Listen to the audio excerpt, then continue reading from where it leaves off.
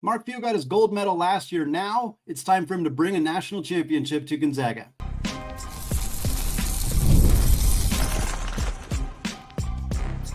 You are Locked On College Basketball, part of the Locked On Podcast Network. Your team every day. What's up, folks? Happy Tuesday, and welcome into the Locked On College Basketball Podcast, a daily national college hoop show, part of the Locked On Podcast Network, your team every day. I'm your host for today's show, Andy Patton, and you are joining at the place to get your college basketball content every single day, Monday through Friday. During the off season, we're hoping to have a sixth show for you in the week during the regular season as well. I want to thank all of you who have made this show your first listen or your first watch of the day, and remind you that you can check out this show ad-free by listening on Amazon Music. Today's episode is brought to you by FanDuel. Football season's just around the corner. Visit the FanDuel app today and start planning your futures bets now. Well, folks, we got another team preview episode for you today. This will be our 9th team preview of the offseason. It's only early September. We've already got 9 of these out, hoping to get close to 40 or so of them before the start of the next college basketball season. Today, we're talking Mark Few's Gonzaga Bulldogs. We've already talked UConn, Indiana, Marquette, Illinois, Alabama, St. John's, Purdue, and Arizona on Monday's show. So we talked Tommy Lloyd on Monday. Now we're talking Tommy Lloyd's longtime boss, Mark Few, and this Gonzaga team. We're going to talk about their roller coaster of a season last year. The team's moved to the Pac-12 for next season. Team losing 4 starters, but bringing in some very talented guards to replenish in the backcourt. And we're also going to talk about how we think they'll do in their final season as members of the West Coast Conference, what seed they might get in the NCAA tournament, and more. Going to be a fun conversation here. We'll start with what was a very kind of unusual season for Mark Few and the Gonzaga Bulldogs last year. It didn't get off to an unusual start. It was a game against Baylor. For those of you who remember this, it was kind of the marquee game of the first day of the season.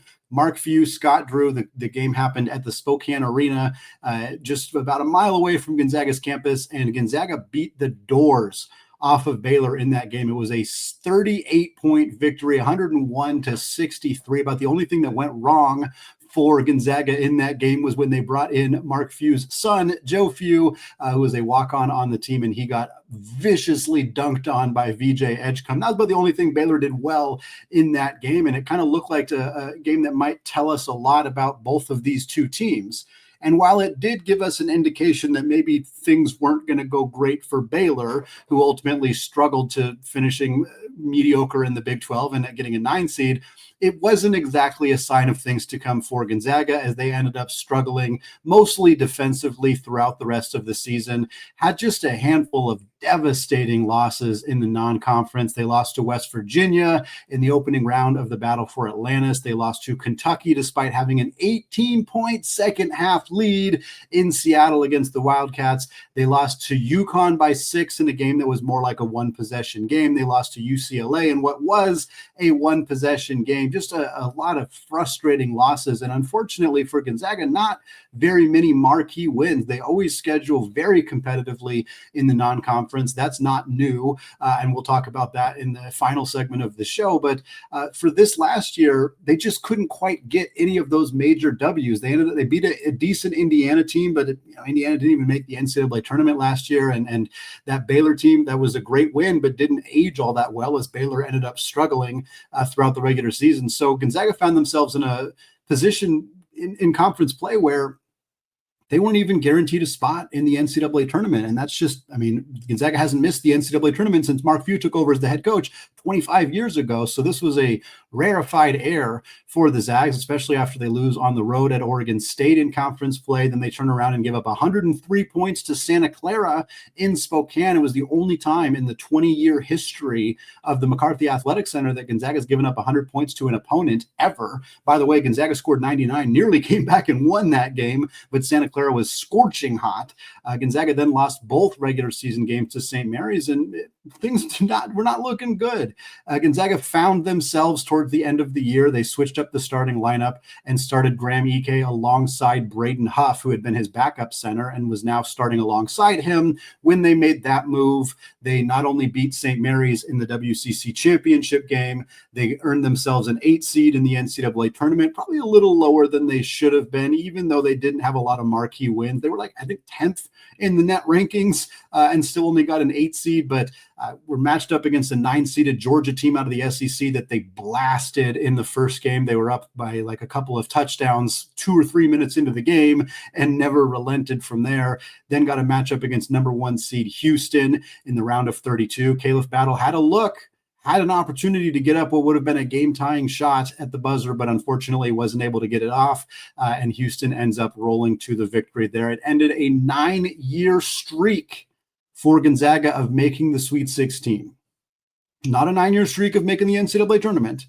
That streak is well over 20 years. A 9-year streak of making it to the Sweet 16 was snapped by a couple of points against a team that ended up going all the way to the Final Four in the Houston Cougars. Really, really tough way for that season to end for Gonzaga. And then they had to kind of go back to the drawing board a little bit as they lose 4 key starters who are all out of eligibility. Ryan Nembhard, who had one of the most prolific passing seasons in the history of college basketball, legitimately 5th most assists in a single season in recorded history for the sport. They also lose Nolan Hickman, 4-year player, 3-year starter for Gonzaga. They lose Caleb Battle. They also lose Ben Gregg, who was a 5-year player for the Zags as well. They also lose Michael Ajayi and Dusty Stromer to the transfer portal. So they had to do some rebuilding, and we'll talk about some of the new faces coming in, some of the not so new faces who are going to step into bigger roles for this Gonzaga team. But one of the other big storylines for Gonzaga this past year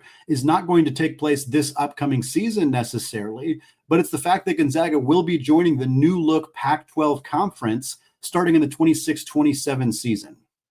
The new Pac-12 will, of course, include both Oregon State and Washington State, who are currently affiliate members of the WCC. It will also include the 5 members defecting from the Mountain West Conference: San Diego State, Boise State, Utah State, Colorado State, and Fresno State. And then the last full member at the current moment is Texas State out of the Sun Belt. There are rumors of other schools, including Gonzaga's rival in the WCC, St. Mary's, potentially joining that Pac-12 in the future. But for right now, that is what we know about that conference. And I think it creates an interesting dynamic for Gonzaga in the post-House settlement era, joining a conference that supports football and joining a conference that to date, every full member in the conference has football except for Gonzaga. The Pac-12 did add Dallas Baptist as an affiliate member in baseball, but that is the only sport they will compete in. So Gonzaga, by the way, also a full share member of the Pac-12. As of this recording right now, we do not know the extent of the Pac-12's media rights deal, although the rumors based on what we know at this point, the CBS is the flagship media partner, the CW is involved. Sounds like there's some other reported groups, Warner Brothers Discovery, ESPN Plus could get involved. There's some streamers looking at it. Sounds like it's going to be somewhere between $9 to $11 million per school, which for Gonzaga is $9 to $11 million that they're going to spend most of on their men's basketball program. Compare that to the other programs in the conference. Boise State's going to spend 80% of that money on football. Even San Diego State's probably not going to spend 80 on football, but they're going to spend a lot on their football program, more than half. And that's going to hamstring their ability to compete with Gonzaga, who's going to spend 90-something% of that money on their men's basketball program. It potentially gives Gonzaga an advantage in women's basketball as well, maybe even baseball, we'll see. But right now, Gonzaga's in a pretty lucrative position joining a conference where they're going to make real money, and they're going to be able to allocate a much higher percentage of that money to their men's basketball team. It'll be interesting to see how this bears out. They are being very aggressive in their pursuit of recruits in the 2026 class, pursuing multiple 5-star players. That's not that unusual for Gonzaga, but it is certainly worth keeping an eye on if they can make some promises financially that maybe some of these other teams cannot do. Again, none of these changes are happening in the immediate future. for this upcoming season. It will be Gonzaga's last year in the WCC. We're going to talk about their new look roster. We're going to talk about the new pieces on this team, how it's all going to fit together, and what it might mean for Gonzaga in their final season in the WCC. All of that coming up here in just a second.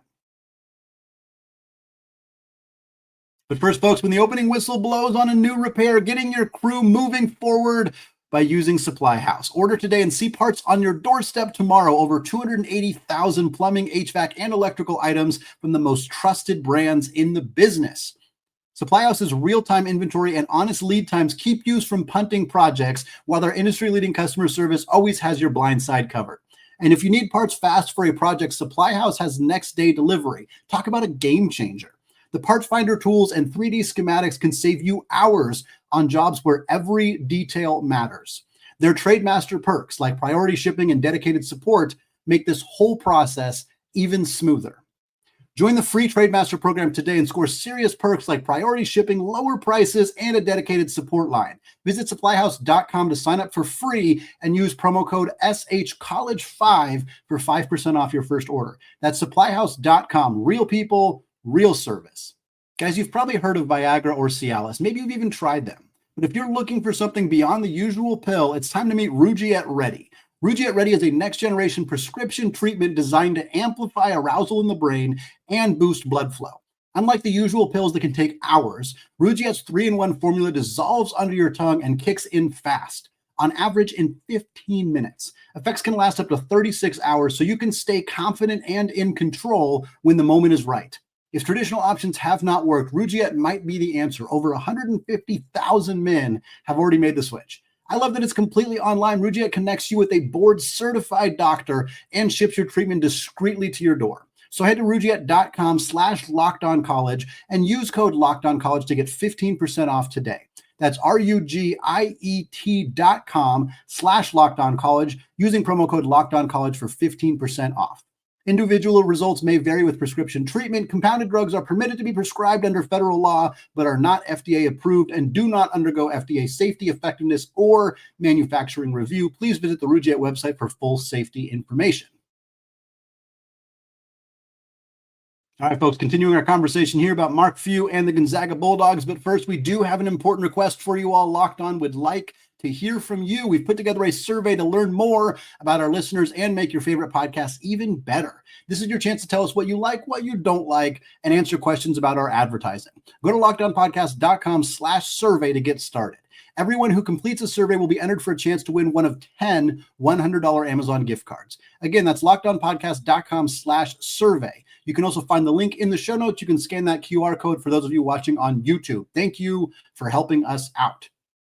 All right, folks, like we said, continuing the conversation here about Mark Few and the Gonzaga Bulldogs as our team preview here, the 9th in our series here on Locked On College Basketball. We're going to talk a little bit about Mark Few's roster, and I think the starting point, as we touched on in the first segment, is the departures. And anytime a team loses 4 starters, it's notable.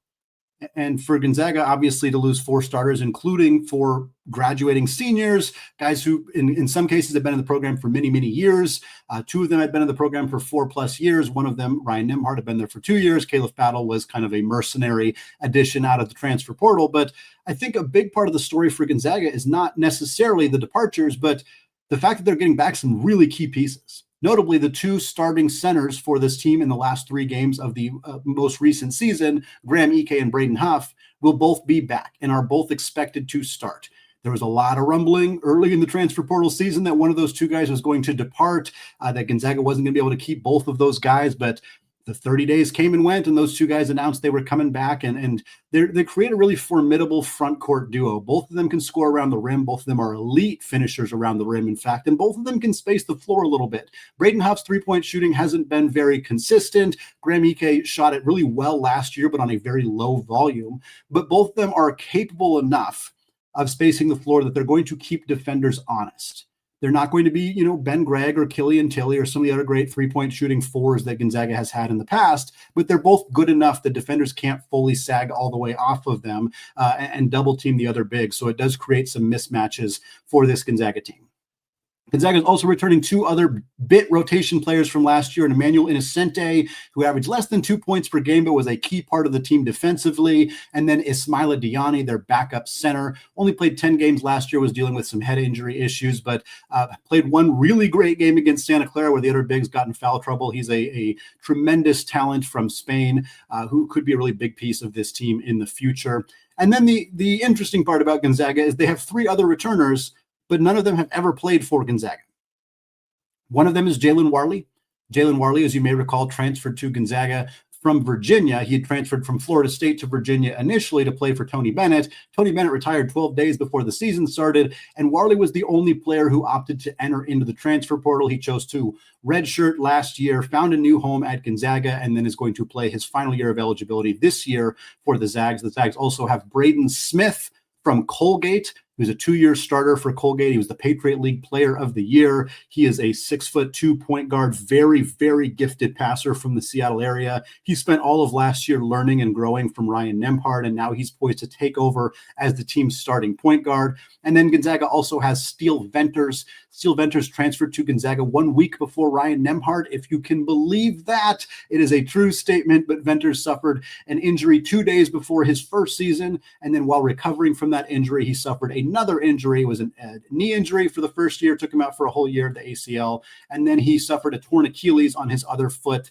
and had to miss a second consecutive year. He's been rehabbing. He's been looking good. He's cleared for full contact at this point. Guy who was he was the Big Sky Player of the Year over Dalton Connect when Dalton Connect was at Northern Colorado. That's how long it's been since Steele Venters has suited up, but he provides some very valuable floor spacing for Mark Few and Gonzaga. So those are the key returners, and the key additions for this team are first Adam Miller, transfer from Arizona State. Adam Miller's been around the block. He was at LSU. He was at Illinois. He was at Arizona State for a couple of years. Last year, shot 43% from three. As a 6'3" combo guard, two guard. He's kind of the Nolan Hickman replacement for Gonzaga. And then your other portal addition is Tyon Grant Foster. Tyon Grant Foster has been all around the block. He was a JUCO for a couple of years. He spent the COVID year at Kansas. He then spent 2 seasons at DePaul, but only played a half of one game because he suffered a heart injury that actually kept him out for 2 full years. Then he reemerged at Grand Canyon and was the WAC Player of the Year, averaged over 20 points per game, was phenomenal for the Lopes in the 23-24 season. Instead of going to the NBA, Grant Foster came back to Grand Canyon and was not as good last year. He was dealing with an ankle injury throughout the season. His efficiency dropped pretty significantly. Now he's hit the transfer portal and landed at Gonzaga, although the team is still waiting for NCAA approval. He will need a waiver based on how they've treated previous cases like Grant Foster's. It seems like he should get the waiver. The year at Kansas shouldn't count against him because it was a COVID year. Junior college is not being counted against players anymore. The 2 years at DePaul, he only played a half a basketball game, so they should not count. But every day that goes by where Grant Foster's waiver is not approved is a little bit more people holding their breath in Spokane. And even if he does get that waiver approved or gets it on appeal, he will not have had that much time to work out with his new Gonzaga teammates, which is an unfortunate reality of the situation for Gonzaga at this point. Those are the 2 transfer portal additions. They also got 2 domestic freshmen coming in. Davis Fogel, 6'7", 4-star wing from Anacortes, Washington, who played at Compass Prep last year. And then Parker Jefferson, a 6'10", 3-star forward from Inglewood. He's kind of a depth option in the front court for this team. And then perhaps the most intriguing addition for Gonzaga, 19-year-old Spanish guard Mario Saint-Supery. Saint-Supery is currently playing for Spain in Eurobasket. He actually started his first game for them on Sunday at 19 years old. He is the youngest player to be on a Spanish Eurobasket roster since 2009, when then 18-year-old Ricky Rubio suited up for the Spaniards. Mario Saint-Supery and Ricky Rubio are similar in a lot of ways. They're about the same size. They're both pass-first point guards. They're both questionable outside shooters, but very, very gifted players, gifted athletes, use their body well, get to the rim extremely well. This is a really talented kid. Mario is starting when there are players 10, 12, 13, 15 years older than him who have played in international competition for Spain who didn't even make this roster. Saint-Supery could be a dynamite addition for the Zags. but he did not commit to Gonzaga until late June, and he only spent about 3 weeks on campus before he then went back to Spain to play for Eurobasket as a late addition to the roster. So he just will not have spent a lot of time in Spokane before the season begins. Because of that, my expectation is that Mario is going to play more off the ball as a freshman, which is similar to the role he played for Baxi Manresa, his professional club over in Spain. I think he's going to play more of he's going to take some minutes from Adam Miller potentially, while Braden Smith's going to handle the majority of point guard duties. But this Mario Saint-Supery, he could be one of the best international players in college basketball, even as a true freshman. And if he stays for a second year, he might be an All-American type candidate. He is that good of a basketball player and a massive addition for Mark Few and the Zags. So looking ahead, we already kind of touched a little bit on the starting lineup. We're expecting Braden Huff and Graham Ike to start together in the front court, a pair of 6'10" bigs, both playing off of each other. Braden Smith's going to start at the point guard position. He spent all last year being groomed to replace Ryan Nembhard, so that is what's going to happen. My expectation is that the other two starting spots go to the transfer additions, Tyon Grant Foster and Adam Miller. Obviously, this is dependent on Grant Foster's waiver being approved. If it is not approved, I think that Jalen Warley will step into that starting role. It gives Gonzaga a different look. Warley is much more of a defensive-focused player and not a ball-dominant guard type. But I think that Grant Foster, if he is getting that waiver, is a phenomenal addition to that starting lineup because he can benefit from the gravity that Ike and Huff will take in the front court and go get himself some easy buckets in transition, whereas Warley can be that kind of just defensive stalwart who comes off the bench and completely freezes the opposing team's offense.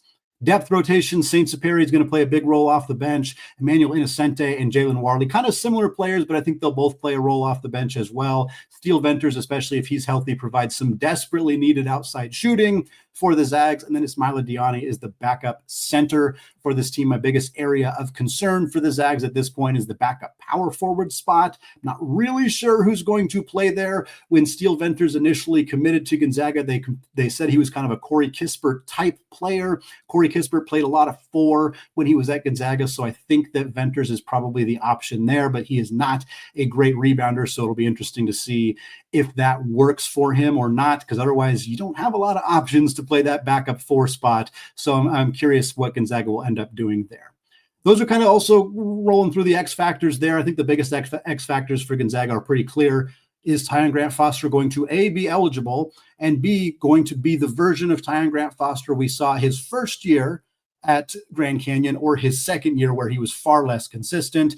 The health of Steele Venters and the effectiveness coming off 2 straight missed seasons, and then Mario Saint-Supery's ability to handle the true point guard role for Gonzaga, or whether he's going to be relegated to only playing off the ball, which puts more pressure on Smith and probably Jalen Warley as the backup point guard for this team.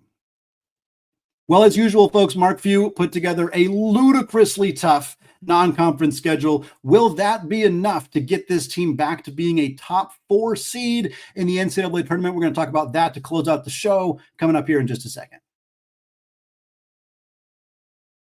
But first, folks, the NFL season is almost here, and FanDuel is making sure you're ready for kickoff with a can't-miss offer. Right now, new customers can bet just $5, and if your bet wins, you'll get $300 in bonus bets to use all across the app. One of the great things about FanDuel is that it fits however you like to bet, whether it's player props, building a same-game parlay, or even jumping live as the action unfolds. It makes every game more exciting, whether you're watching your team or just keeping an eye on your fantasy lineup. It's quick, it's easy, and it's the best way to add a little bit more energy to your Sundays. Speaking of Sundays, for you Seattle area Zag fans, the Seahawks 2.5-point underdogs to the 49ers on Sunday. They sit at plus 116 on the money line. If you believe the Mike McDonald's team is going to get a W in their first game, might be worth checking out. And if you're ready to play, download the FanDuel app now by visiting FanDuel.com to get started. That's FanDuel.com. Folks, college football is back, and I could not be more excited. The tailgate, the rivalries, the energy in the stands, there is nothing like it. But let's be real, actually getting tickets can feel like more of a battle than the game itself. Endless queues, hidden fees, prices jumping at checkout. That's why I use Game Time, the app that gives the advantage back to the fans. It's the easiest way to score last-minute tickets at the best prices with no surprise fees. What you see is what you pay. And honestly, it's faster, it's cheaper, and it's less stressful than any other way that I have bought tickets. And for you Pac-12 fans, we got a good one. We got Washington State down in Pullman hosting San Diego State, a preview of the new look Pac-12 conference. And folks, you can get tickets in their zone deals, section 11, for just $35 a piece. So folks, take the guesswork out of buying college football tickets with Game Time. Download the Game Time app, create an account, and use code LOCKEDONCollege, and you'll get $20 off your first purchase. Again, that's promo code LOCKEDONCollege for $20 off. Terms apply. Swipe, tap, ticket, go. Download Game Time today. All right, folks, segment 3, still Andy Patton, still Locked On College Basketball Podcast. We are still doing our Gonzaga Bulldogs team preview show here on the second day of September, just a few months until the college basketball season gets underway.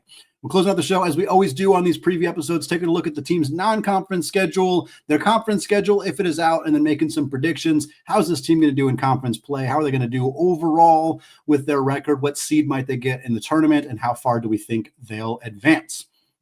And one of the fun things we do when Isaac and I do these, or when we do them with other guests, is when we're looking at the non-conference schedule, we highlight or bold the teams that they're playing that are at the power conference level, or like premier non-conference matchups. And that means for Gonzaga, this schedule is practically just all bold. And this is what Mark Few does. This is not new for them at all. As we're recording this right now, 12 of Gonzaga's 13 non-conference games are known. There is still one additional game that has not been announced. Gonzaga historically is one of, if not the very last team in college basketball to announce their non-conference schedule. The majority of these games that are on here, we know because the other team has announced their schedule and Gonzaga happens to be on it. That tends to be how we find out Gonzaga's schedule pretty much every single year. But what we know is that Gonzaga's got some really tough, fun marquee matchups on the slate. They're hosting Oklahoma, Porter Moser, and the Sooners at the Spokane Arena on November 8th. 3 days later, they are hosting Creighton, Greg McDermott, and the Blue Jays. They usually play each other fairly regularly. They took a couple of years off, understandably, considering Ryan Nembhard's transfer from Gonzaga to Creighton. But now that Nembhard's out the door, these two teams will play each other November 11th at the McCarthy Athletic Center. Gonzaga, it's tough for them to get marquee home games, true home games at the Kennel. So for Creighton to be willing to play this game at Gonzaga's house is awesome. It is part of a home and home series, so Gonzaga will return the favor for Creighton next year. Same with Oklahoma, by the way. And then speaking of home and homes, Gonzaga is also playing at Arizona State in Tempe this year as part of a return game from last year. So 3 power conference games before November 15th. Then they will play in the Players Era Festival. Their first 2 matchups are against Alabama on November 24th. That might be a first to 90 type game there. Then they will take on Maryland, Buzz Williams' new Terrapins team, on November 25th. Obviously, that third game is to be determined. After that, they will get into December with a bang. December 5th, they are taking on Kentucky, part of a 6-year series agreed to between Mark Few and, at the time, John Calipari. Gonzaga won the first 2 games against Coach Cal and then lost last year to Mark Pope. This year they're playing in Nashville at the Bridgestone Arena. Should be a really fun game. Week after that, Gonzaga takes on UCLA at the Climate Pledge Arena. That is UCLA's only trip outside the state of California in their non-conference slate. And then a little bit more than a week after that, Gonzaga will take on Oregon at the Moda Center in Portland. And that may not seem like a big deal. Oh, a big-time program in Spokane, Washington, taking on a big-time program in Oregon. Sure. Gonzaga and Oregon have not scheduled each other willingly since 1984. Folks, John Stockton was still at Gonzaga the last time these two teams scheduled each other. Now, they played each other twice since Mark Few took over as the head coach, once in the Battle for Atlantis, once in the Maui Invitational. But Mark Few, who is a graduate of the University of Oregon, has not been willing to play the Ducks since ever. So, I mean, he played them twice, like I said, but it was not scheduled for that to happen. This is a big deal that these two teams are playing each other. The report is that this game is happening because Baylor, who originally settled on a 3-year deal to play Gonzaga and then got boat raced by 38 points, Baylor's not playing Gonzaga this year. I'm not saying necessarily that those two things are related, but they are both facts about the Gonzaga-Baylor series. And Gonzaga had to scramble to find a new game and settled on Oregon. Should be a really fun game. Again, December 21st at the Moda Center. So that's what we got for Gonzaga's non-conference slate for the WCC. It's an 18-game unbalanced schedule. We know that Gonzaga is taking on St. Mary's, San Francisco, Santa Clara, Washington State, Seattle U, Portland, and Pepperdine, both at home and on the road. At home only, they're taking on LMU and Pacific, and then on the road only is Oregon State and San Diego. So normally here's where we project how Gonzaga is going to do in the conference. I think they're going to win it, and it's used to be like every single year, oh, Gonzaga is going to win the WCC. Gonzaga has not won the WCC regular season in either of the last 2 years. That went to St. Mary's both times. Gonzaga did win the conference tournament last year, but it's not a foregone conclusion. Now, St. Mary's also lost 4 of their 5 starters, and I believe that Gonzaga did a better job of replenishing their roster than St. Mary's did. But trust me when I say the Gales are not going to make it easy on Gonzaga for winning that conference. But as it has always been, for pretty much 20 years, this conference will be won by either Gonzaga or St. Mary's. You can book that at this point. It's close to 50-50, but I'm leaning the Zags. I think they got a little bit more talent on the roster. Overall projections for Gonzaga's record, even with that tough non-con, I got them 11-2. I think they lose one of the games in the Players Era Festival. Probably, I think Alabama's going to be a really tough matchup for them just because of how athletic their guards are. And then I think one of either the UCLA game at Climate Pledge Arena or the Kentucky game in Nashville will be a loss for Gonzaga. But 11-2 would be a phenomenal record for the Zags, considering the other games that they have, like Oregon and Maryland and Creighton and Oklahoma and the other ones that they'll end up being on that schedule as well. And then in conference, I have them going 16-2. They'll lose to St. Mary's at least once, might be losing to them twice, might also be losing like a road game to Washington State or a road game to a very, very good San Francisco team. But either way, if they do go 11-2 and 16-2, that puts them at 27-4. That should be enough to get a top 3 seed. I would probably say that is a 3 seed at this point, and I think that Gonzaga will not only get back to the Sweet 16 and restart that streak. I think this is a team that could be genuinely in the Elite Eight. Now, there's a pretty significant gap between Gonzaga's ceiling and floor, and a big part of that is not knowing the eligibility status for Tyon Grant-Foster and not exactly knowing what that role is going to look like for Mario Saint-Supery, because he won't have spent a lot of time in Spokane. I think the ceiling for this Gonzaga team is what we've seen from them. It's a number 1 seed. It's one of the 4 best teams in college basketball. It's making the Final Four. At that point, it's anyone's guess. If you make the Final Four, you have a chance to be a national champion. That is Gonzaga's ceiling. In order to get there, the 2 big lineup has to be an absolute matchup nightmare. Both Braden Huff and Graham Ike have to be elite efficiency-wise. They have to take care of the basketball away from the rim. They have to be good passers, and they have to improve defensively. Tyon Grant-Foster has to look like the Tyon Grant-Foster that won WAC Player of the Year 2 seasons ago. Mario Saint-Supery has to be Ricky Rubio 2.0. Like, he has to be that good for Gonzaga as a true freshman for this team to hit that ceiling. If they do those things, if Steel Venters can light it up from deep at 45+%, this team has that level of ceiling. But the floor looks a lot like last year. An 8, 9, 10 seed. A round of 32 exit. That's the floor for this Gonzaga team, because they have a serious concern about their lack of rim protection and depth in the front court. If Tyon Grant-Foster does not get his waivers, suddenly your offense takes a big hit. If injuries crop up for Steel Venters, Lord knows they could, considering he's missed 2 straight years. If Mario Saint-Supery does not adjust to playing in the United States or does not adjust to being able to handle the ball at this level, that is a big problem for Gonzaga. And if Braden Smith cannot replicate Ryan Nembhard, it's unfair to assume he has to do that. But if he cannot be a suitable replacement for Nembhard at the 1, Gonzaga could absolutely run into problems.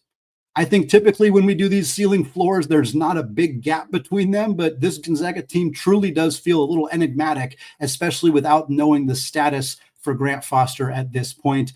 Should be a fun season. They're going to be a top 5, top 10 team offensively, as they almost always are, regardless of whether some of those things happen or not. But yeah, we'll see if this team has enough oomph, particularly on the defensive end of the floor, to get back to being in that Elite Eight Final Four national championship conversation. It's going to wrap it up for me today here on the Locked On College Basketball Podcast. Folks, thank you so much for making this show your first listen or your first watch of the day. Isaac's going to be back with you all for a couple more shows this week, lined up with some fun guests. Then he and I will be back for our first conference preview of the off season. We'll be doing that for Friday's show. Cannot wait to start getting into those conference previews. As always, we want to say apologies to the lawyer family. We should maybe apologize to the other Braden Smith as well over at Purdue. Let's go Wild Popes. Cheers to the Mick Bruins. That's a pair of Gonzaga opponents for you right there. And until next time, as always, peace out.